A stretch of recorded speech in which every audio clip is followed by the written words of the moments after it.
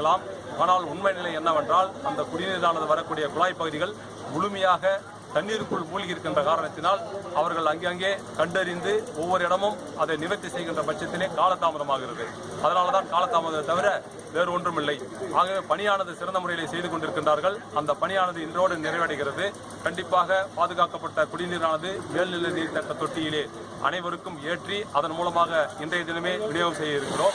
அதே போல மின்சாரமானது இன்றைக்கு மிகப்பெரிய அளவிலே நம்முடைய இந்த பகுதியில் மட்டும் பார்த்தோம் என்றால் இன்றைக்கு 395 போல்கள் 12 டிரான்ஸ்பாரங்கள் பழுதாகி இருக்கிறது. அதை முழுமையாக நிறைவேற்றி இருக்கிறோம். ஆகவே கண்டிப்பாக நாளை மாலை மின்சாரமும் இந்த பகுதியிலே அனைவருக்கும் கிடைக்கின்ற வகையிலே அது அமையும் என்பதையும் இந்த நேரத்திலே நான் சுட்டிக்காட்ட கடமைப்பட்டேன்.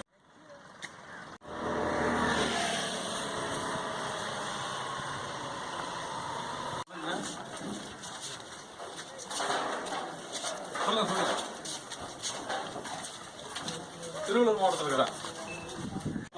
அது பரவாயில்ல நாங்களே போட்ட கூட அப்படியா? இப்போ இந்த மாதிரி தான் அது கேட்டிருக்காங்க. அதனால தான் போட சொல்லிட்டேன் எல்லாத்தையுமே.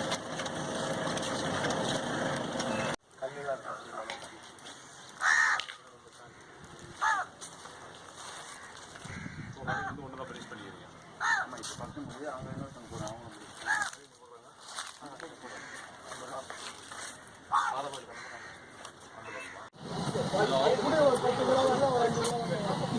உங்ககிட்ட பேசும்போது கூட உண்மையை பேச மாட்டீங்களா? போச்சு காலி நல்லா ஸ்கில்லு கூட இருக்கு மணியா சரி கொஞ்சம்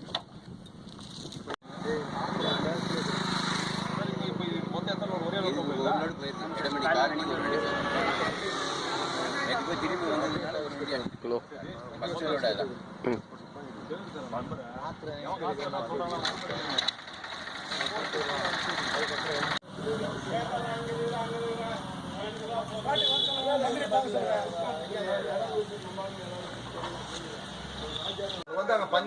பாதி வந்துச்சு. இப்போ ஒன்னேரி குடுத்துட்டாங்களே, ஏன் இது கொடுக்க முடியலன்ற கொண்டாட முடியாது.